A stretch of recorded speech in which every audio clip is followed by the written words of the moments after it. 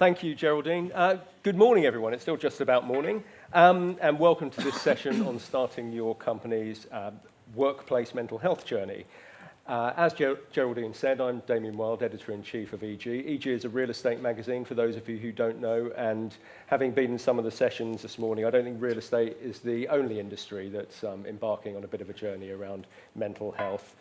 It could have started earlier, but it's starting now, which is the main thing.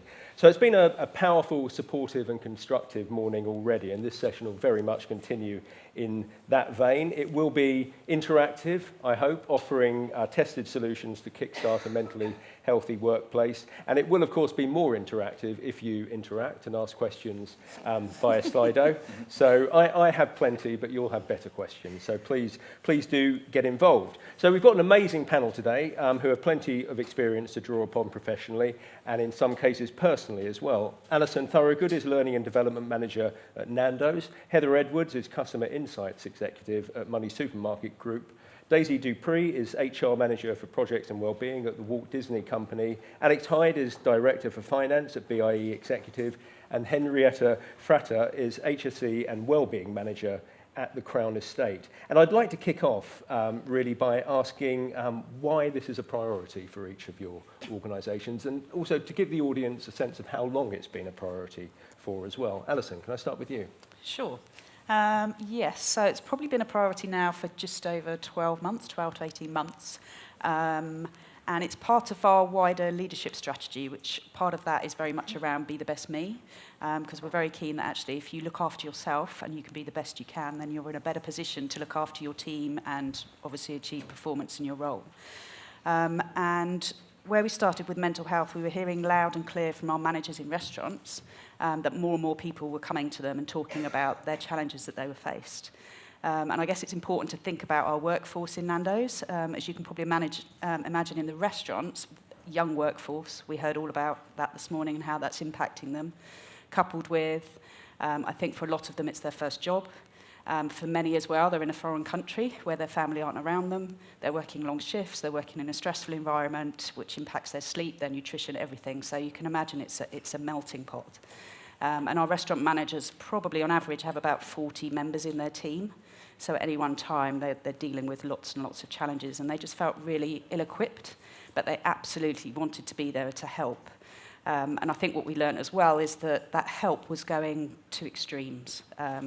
We're hearing stories where managers were getting messages in the middle of the night from members of their team saying, I'm thinking of taking my own life. So they're up and out in their car, driving around the streets trying to find them. And they feel a huge level of responsibility towards those individuals because they feel like their parent if their parents aren't around for them. So that's when really we started to think, okay, we need to be doing something with this to help give people some knowledge and some skills to basically start those conversations and, just as importantly, signpost. So very much bottom up, that's how it started. And I think when we were speaking before, you suggested that as many as 1 in 4 of your staff could be suffering at any one time. Well, that's the statistic, I guess, isn't it? Yeah, that we know about. So, but as we heard this morning, for young people, it's even more prevalent, yeah. Okay, thank you. Heather, how about at MoneySuperMarket Group? How long has it been going on for? Yeah, so we started our mental health employee resource group Thrive about 12 months ago as part of our diversity and inclusion programme to empower a culture supportive of mental health where everyone feels like they can belong and everyone has equal opportunities to succeed. We heard this morning about how many people struggle with mental health issues, whether it's trauma in your life or an actual mental health illness. Most of us will struggle at some point.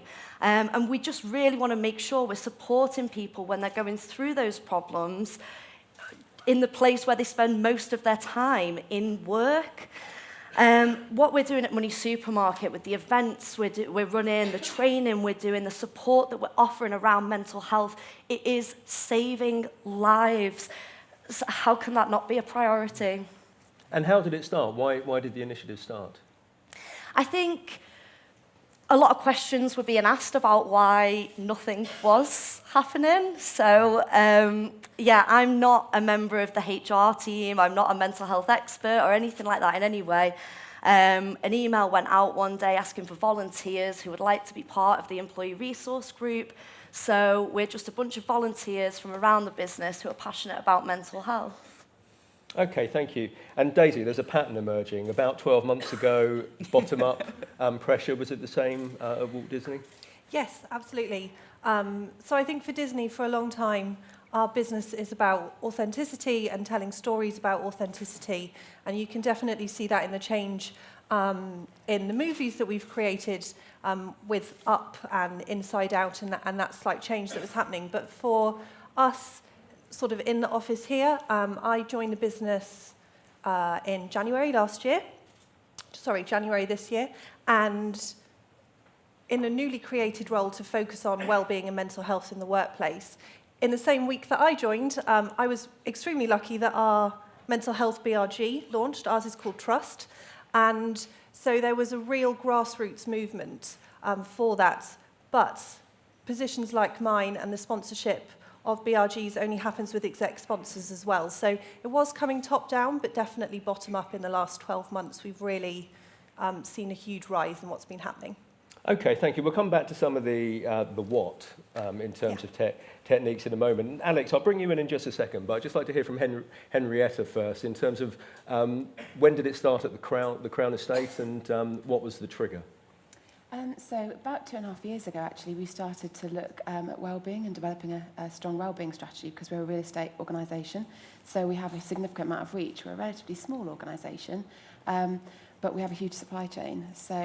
And because obviously we're a real estate company, what we build, we've got a huge amount of opportunity to work with lots of different organisations and also create amazing places designed around promoting people's well-being. When we started to look at well-being, we realised that actually a core part of how people feel is around kind of how you promote mental health. And although you can do some great well-being initiatives like free fruit and some lovely kind of green spaces and well-being, green walls, if you are ignoring mental health, then it can come across as quite inauthentic. So we wanted to make sure that whatever we did came across in a really authentic way. We started doing lots of research, and research internally and externally demonstrated that it was definitely something that we needed to do more on. We started with an awareness campaign, and the feedback from that was a real motivator across the organisation to definitely start the conversation. So much more top-down in your case? Yes, it was. But I think even though it was a kind of top-down initiative initially, there was still a lot of reluctance to start the conversation on mental health because it's difficult. I think wellbeing was a more comfortable space to talk about. However, the response when we even started to talk about mental health was overwhelming. So that was, again, a kind of bottom-up pressure to keep the momentum going. Okay, thank you. And I'm sure there's a risk of losing the audience with words like supply chain, possibly the rest of the panel as well. But that involves you putting pressure on partner organisations, not pressure, but encouraging partner organisations to address this as well. I think it's really seeing the opportunity that we have because we, as I said, are quite a small organisation, but what we deliver through lots of other organisations. So whether that be construction contractors or our managing agents that manage our buildings on our behalf. We work with so many different organisations that design our buildings and design our spaces. And actually, fundamentally, even though they're not our direct employee, the only difference is there's just a contract in place with our organisation and theirs, but fundamentally we're all working towards the same objective. So we like to see that actually we can have a really positive impact on all of the people that the Crown Estate affects and works with.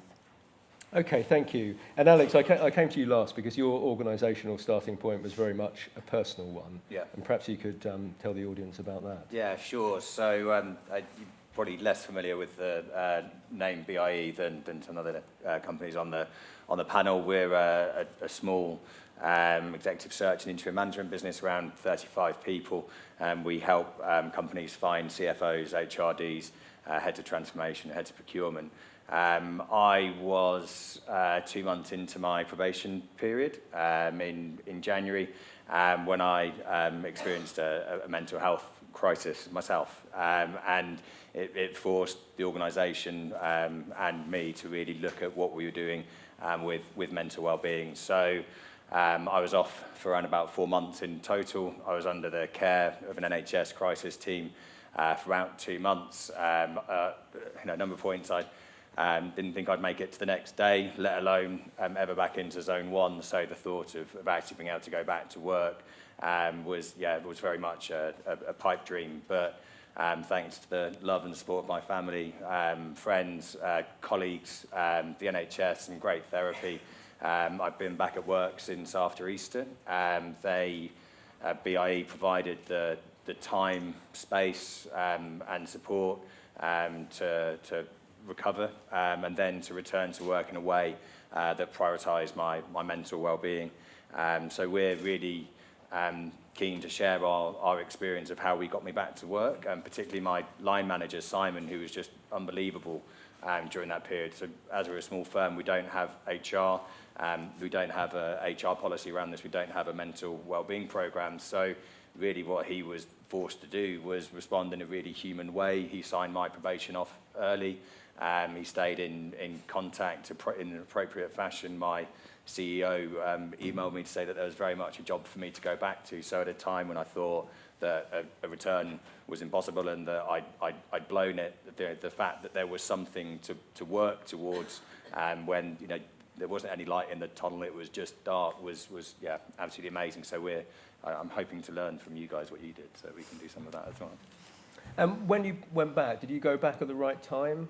I think at the time there would have never been the right time. I'd have quite happily never gone back to work again. But that wasn't an option. So I'm not sure there's ever necessarily the right time for people. But we did it when I was on the upward curve, and then really stuck to a phased return to work program, which I was very anti at the start, because you want to get back and you want to prove to everyone and yourself that you can get back on the horse and go for it again. But Simon ensured that we stuck to a very carefully managed return to work. So I think it was 2 hours a day for 3 days for the first 2 weeks, then 4 hours for 3 days, and slowly built up over time. Okay, I'd like to ask how the organisation's changed as well in a moment. But I wonder about relationships when you go back to work, and relationships with colleagues and perhaps in your wider network. It's similar to the supply chain point, perhaps. Yeah, sure. So that was, I think, the stigma that is around mental well-being as a subject is huge, and the reason I self-stigmatized, so I didn't reach out for help when I needed to, and that there was always that fear of, well, how do I go back to my place of work with people who knew who I was before, and I'm going to be different now. So, or there was a fear I was going to be different. So I was kind of confronted with a choice of do I keep a lid on this from the start, or do I go back and speak openly about my experience, and decided to speak openly, and it's been absolutely incredible. I think because my mental health problems largely stemmed from grief and bereavement. I lost my wife to cancer in 2016. A lot of people could relate to that and really understand where I was coming from. So it's enabled me to build much more authentic and human connections with people, because they can empathise with that situation. And there is that growing awareness that we all have mental health. It's not about 1 in 4 people. So yeah, it's been absolutely incredible. Okay, thank you. Let's move on to some of the policies that each of you have put in place to address this. So Daisy, could I start with you? What has your business done? Yeah, so there's 2 particular things that I'd like to mention that I think have been very important at Disney in terms of moving our mental health conversation forward. The first is we work very closely with Mental Health First Aid England, and now have over 200 mental health first aiders across the business, as well as people that have done the half-day and the 1-day course and the 2-day first aider course. That's been hugely important for 2 reasons. One, I work in the HR team. I'm sure some of you in here do. Other of you might think, well, I'm not going to go speak to HR if I've got a problem that I want to talk about, because that'll end up in a disciplinary or whatever it will. It won't, I would like to say. Please talk to your HR teams. But So we really quickly recognised that we needed to have champions in the business, people outside of the HR team, that people could feel that they could talk to confidentially, that had that training to know what to do next and to where to signpost people. So that program's been hugely important for us. And the second thing that we've really moved forward with a lot this year is the policies that we have in place is making sure that those policies are fit for everybody. So it goes back to this idea that Henrietta was talking about as well of authenticity. You spend so much of your time in work and so much of your mental health is conditioned around work and how you feel about yourself in the office or your work environment, that if you're reading a policy that doesn't include you in some way, then little things like that really start to make a difference. So, for example, we have moved forward a huge amount in putting things like menopause policies in place, making sure our policies are gender neutral, so that if you're a second parent, reading the paternity policy, it's something that includes you and you feel included, and this is part of a journey that you're being accepted for. And so while that isn't necessarily directly about mental health in the way that mental health first aiders or a wellbeing policy is, it really makes a difference to everyone feeling included and feeling comfortable and feeling like when they come to work they can be their authentic self. And I think that's something that we're proud of and makes a big difference. We've got lots left to do, but I think it's something that we've made that start on. Okay, thank you. And Henrietta, how about you? What has the Crown done? So we look at sort of 4 different areas.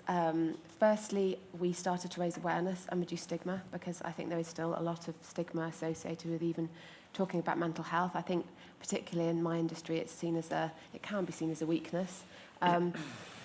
Secondly, our focus was on providing a framework for support, so that if somebody, through our awareness raising campaign, if somebody did identify that they did need to talk to somebody, we've got a great employee assistance programme that we did a lot of promotion around, and we also trained lots of mental health first aiders. So we have 1 to 10, one mental health first aider trained for every 10 employees across the organisation. We had great uptake for that. Thirdly, we also focus on developing a culture where people can thrive. That's the kind of much, much harder bit, because you can do lots of kind of raising awareness campaigns, but actually trying to change the way that the organisation talks about mental health and the way that the organisation treats each other is actually quite challenging.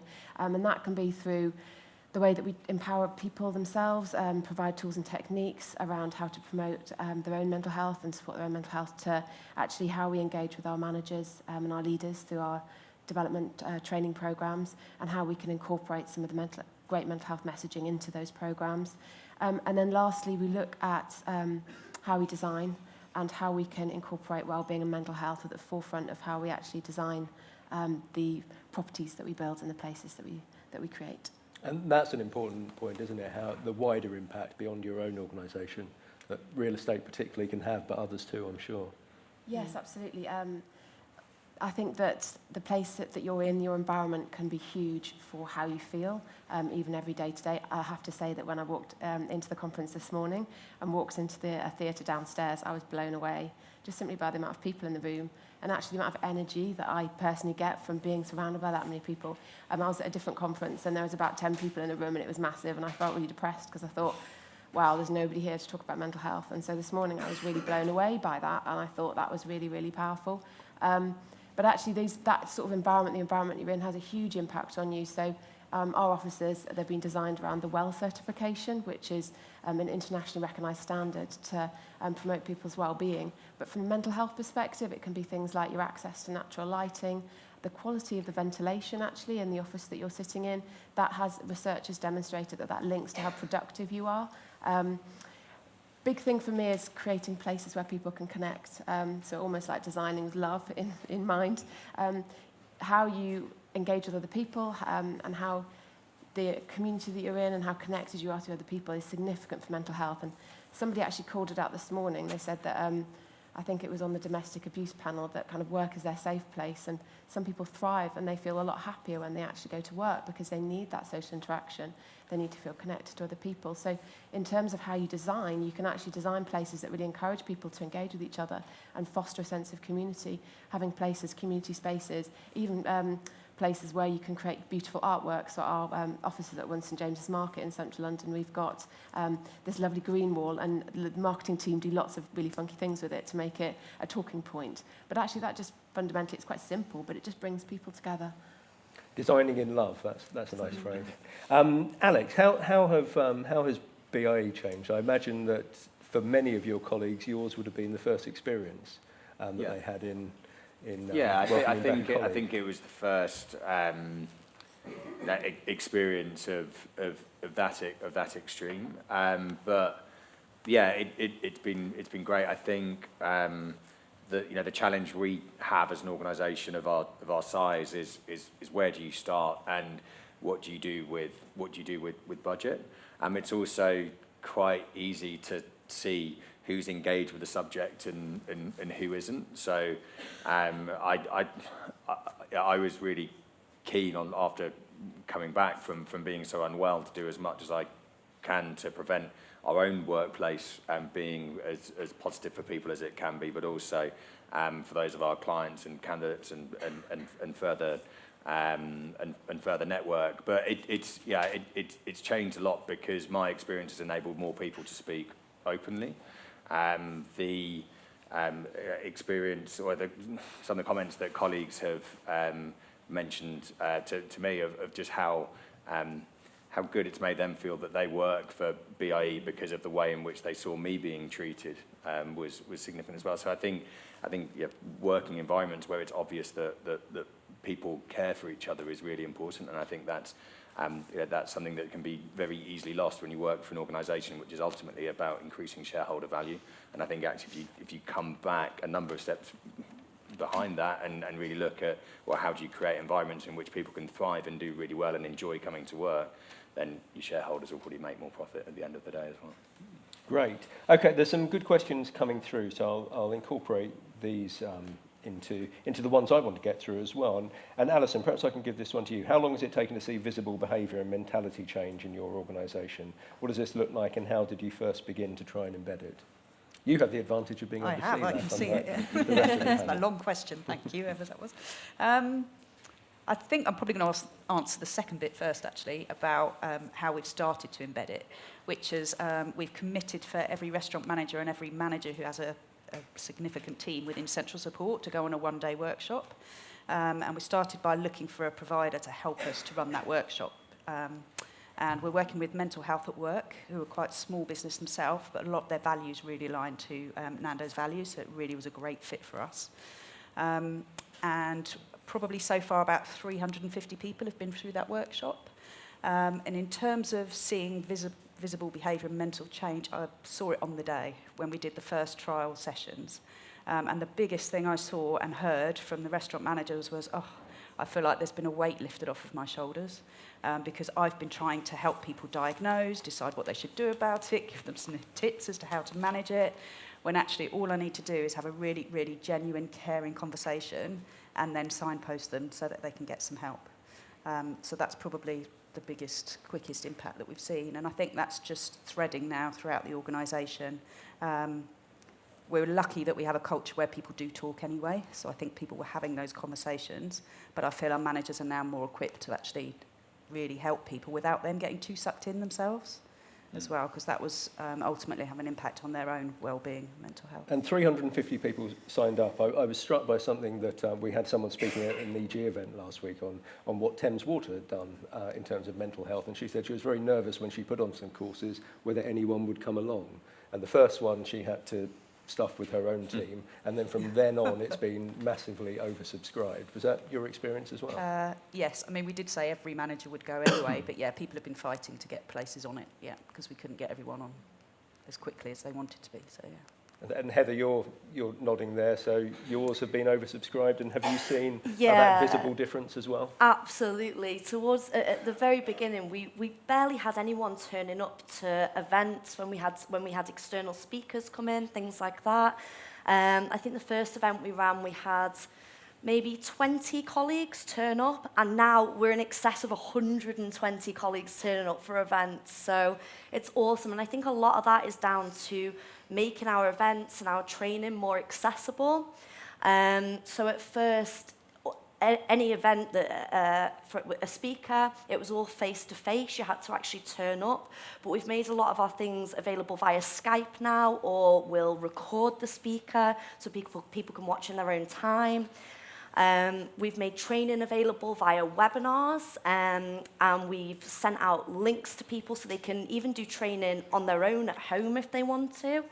And even our mental health first aiders, we've made it so that people can actually contact them via email as well as approaching them face-to-face, because that can be quite daunting and a lot of people would feel quite uncomfortable doing that. So they can do that via email now. So yeah, making everything more accessible has really helped in driving engagement. And I imagine a lot of people in the audience and elsewhere will be worried about making mistakes around a sensitive topic. Is it better to do something rather than try and endlessly refine? It was said on stage this morning, in fact. Yeah, I absolutely think it is better to start acting and doing stuff, because at least then employees know that you care and you can start working on the feedback that you get through. We have made so many mistakes in the last 12 months. I'll just name a couple of them. But like I said, we're a group of volunteers. We're not from HR or got any background in mental health, so we were bound to make mistakes. The first event that we ran, we had an external speaker come in from a mental health charity, and we thought we want to make this really, really big. So we had him speaking in the biggest area of the office. It was very open, because we thought, yeah, loads of people will be able to attend then. The speaker had a microphone, and the talk went really well. Like I said before, maybe only about 20 people turned up, but that was more than we'd expected. But after the talk, we got some feedback from at least 2 people in the office who actually hadn't wanted to hear the talk, but because we'd had it in such an open area where people have to walk through quite often, there's desks quite close by, they'd overheard it unwillingly. And were actually quite triggered by some of the stuff that was talked about. So now when we have events, we hold them in meeting rooms, we record them, like I said, we have Skype links so that people don't actually have to attend the room. And just one other big mistake that we made, just because I don't want anyone else to make the same ones we did, but we trained up mental health first aiders in every location, which was great, and our mental health first aiders are actually really utilised. But one thing we forgot to do was actually protect our mental health first aiders. A lot of them had experienced mental health problems themselves, which is why they were so passionate about becoming a first aider themselves. And you know, it's a lot of responsibility to take on being a mental health first aider, listening to other people's struggles. So now we have monthly meetings with the mental health first aiders. There's a communication platform for them so that they can talk, ask each other questions, ask for advice. And we make sure we do refresher training as well for them. So yeah, there's probably loads more mistakes we've made, but I think the biggest mistake is to not do anything at all. Great, good advice. And Daisy, so some other questions that are coming, they're coming thick and fast now, I should say, so I'll try and race through them. But Steve on stage earlier said that it was, you know, we're all here because it's the right thing to do, he suspected, but there needs to be a business case behind it. And a question came in a moment ago, how do you measure success here? I think that's a brilliant question. It's a very hard question to answer. I think to measure success to start, actually things are going to look worse. Because if you create the environment that we've all been talking about, where people can be honest, open, can be authentic, feel that there's support platforms there for them to be able to talk, then your sickness data, the conversations that you're going to have, that hopefully there's going to be an increase in the amount of people talking about mental health and mental illness. So before you get success, the picture's going to look bleaker, but I think that that's what you need to be able to understand what your organisation wants and needs in terms of support to be able to tailor that. And sort of linking it in with the last question, I think one of the biggest mistakes that you can make is presume what your workforce wants and needs. Everybody if everybody has mental health, every single person in this room operates differently, likes different things, is supported by different things. And so any program that you put in place has to be able to be tailored to individuals at the same time. So by getting that data, by starting to have those conversations, I think that you can start to tailor those programs in that way, and that's more what success is going to start to look like. So accept it's not going to be linear. Yeah. Alex, sorry, you leant forward like you wanted to come in there. I had a different question for you. And in the interest of time, perhaps I'll move straight on to that. But someone in the audience says, as a young professional, I've been championing mental health in our offices, but have come across challenges. What would your advice be in getting SLT buy-in? I think just keep on going with it. I think it's, while I was leaning in, I was probably just nodding along with both what Daisy and Heather were saying around, it's better to get on with these things and do it, and you don't necessarily need to have a huge budget to do so, because really it's about individuals making decisions about how they want to interact with their colleagues and being the change that they want to see. And so I think the lesson I learned the hard way was that there wasn't a problem with the job that I was doing. There was a big problem with the way that I was doing it, and I think that would be such a familiar experience for so many individuals working everywhere. I think in getting senior leadership buy-in, I don't think it was difficult for my senior leadership team to see the need to buy-in, because the circumstance really demanded it. But I think the most important thing around mental health is to stop talking about 1 in 4 and talking about everyone, and changing the conversation from being about someone in the corner or hiding in the toilets crying because they're going through crisis, to actually, well, what do we get if we create an environment for our people that's really focused on performance? What do we get if we create a culture that enables people to come in and be who they are, make the most of the reasons why we've hired them, the fact that they're clever individuals who want to work as part of a collective towards a greater target, and by changing the conversation to a focus on that, it's really what senior leader wouldn't buy into that, and if they don't buy into that, then is that really somewhere that you want to work? I'm not saying that everyone should quit their jobs if they don't like their bosses or aren't getting the response that they want, but really if we reframe the conversation and start looking at it in a different way, there's huge benefits that we can receive as individuals and for the companies that we work for. Henrietta, does that resonate with you in terms of getting that board level buy-in? Absolutely, I think it is about persistence actually, and not kind of letting up with it, because I think it is a difficult conversation, and I think if you haven't had personal experience of it, or you kind of close family members, it can be really challenging to understand the need, and that's why you need to kind of keep on banging the drum about it. I think the other option is always to get lots of other advocates around the organisation, because it's funny when you start talking to people, lots and lots of people really, really believe it's the right thing to talk about, and then you've got lots of voices saying the same thing. The senior leadership team find it really, really hard to ignore that then, when there's lots and lots of people talking about it, and it's being talked about more externally as well, which I think is having a big impact. I know that one of our directors actually said to me, I've got to be honest with you, Henrietta, at the beginning when you started talking about this, I thought that you were crazy, and it's completely irrelevant. We didn't need to actually major on it or talk about it. And he said, a few of my team, one in particular, has come to talk to me and said just how valuable it's been that the organisation has had such a focus of it, on it over the past few months. And then coupled with that, I was on the train with a really good friend of mine that I've known for decades, who said to me that he was really struggling. And actually, because of all the conversations that we've been having internally, it's really made me realise just how imperative it is that organisations do have that focus on it. So, yeah. Okay, thank you. And a specific question for you, Henrietta. You talked earlier about changes in the wording of policies. Do you have any examples that you can give the audience? Changes of wording in policies? Yeah, to embed mental health awareness.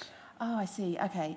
I think it's more around having the conversation. So in terms of kind of policies and procedures, I think from an HR perspective, our HR team look at that. We think about how we can start the conversation so that everybody across the organisation thinks around how mental health can be approached and how conversations can be had. So a big part of our HR team's focus, for example, is diversity and inclusion. So they've actually started up a working group specifically looking at how we can encourage people to feel like they belong in the organisation, and the policies and procedures then match up and mirror and support the outcomes of that group. Similarly, we've had a look at some of our other policies and procedures around kind of parental leave and all of those sorts of things. How new joiners start with the organisation, how they can feel that they understand how we operate quickly, the information that they get, the onboarding that they get. All those sorts of experiences give people a sense that the Crown Estate wants them there, values them, and that we're a people-centric organisation. And I think all of those things together built up a picture of people feeling like, well, they belong. Okay, thank you. And Heather, yours is a team of volunteers, so this is one for you. How do you counter risks around the blind leading the blind, where managers are not qualified to deal with mental health and NHS waiting lists run to 6 months? Oh, that's a hard one. Has that been said to you? Have you had that message? I have, if I can help out. Alison. While you're thinking. Yeah, okay. Yes, because obviously by training all of our managers, we did have that concern about, because they say, oh, can we have all of the information that you shared on the day and the slides and things? I want to share it with my team. And we were a bit like, oh, I don't know, but we've let them run with it, to be honest, and so far haven't had any challenges. A lot of what we do on the workshop, though, is talk about their role and their boundaries. And a lot around signposting. So I think they're probably actually doing less than we thought they would, if that makes sense, because they're more kind of like, okay, I know my level of responsibility here and what my boundaries are and what Nando's expects of me. They may go a little bit further if they're that way inclined. That's great, that's up to them. But actually they are signposting a whole lot better. And in relation to the NHS, actually, from personal experience, the NHS have done a lot recently. And if that question is specifically around waiting for some kind of counselling or therapy, they're now, certainly where I am, they're now actually allowing people to register themselves, so you don't have to go through your GP anymore to get counselling and therapy with mental health. And literally someone came back to me within 3 days, and the following week I could have seen someone. So I think it's getting better. Okay, thank you. We're very nearly out of time, so I can ask you, each of you, very quickly, just to give one piece of practical advice. 20 words. Henrietta. I think my bit of practical advice is to talk and actively listen, start the conversation. I think it's critical that people kind of own their own kind of journey and make sure that they asking people how they are. I think it's really powerful to do that. Thank you, Alex. Yeah, similarly, I think it's about opening up the conversation, be the change that you want to see. One of the things we've done to start our journey in a really great way of getting people to think about mental health as being universal, as we got Shine offline in to talk to us. Laura Willis, I think, is here doing the sessions, and her sessions really helped us open up the conversation to make it clear that everyone has mental health all of the time, and that's what we should be focusing on. Thank you. Daisy, very briefly. Yeah, I agree. Everybody has mental health, and so when you're having a really positive, happy day, you're still experiencing mental health. So make sure in your workplace, some of the events, some of the talks that you're having are about that part of mental health, as well as some of the more serious issues that people can experience. Thank you. Heather? My practical advice would be making everything that you do accessible for people and just keep going, because if you don't get the engagement you want at the beginning, it can take people a while to open up, so just keep going. Thank you. And Alison, very quickly. I think I would say do it for the people that work within your business rather than doing it for your business. Because a lot of people talk about hardcore measures and absence levels and all of that kind of thing. That will come. But actually it's about making sure we're doing what's right for your people, I think, is the most important thing. Great. Thank you for some very excellent questions, and please do thank a wonderful panel.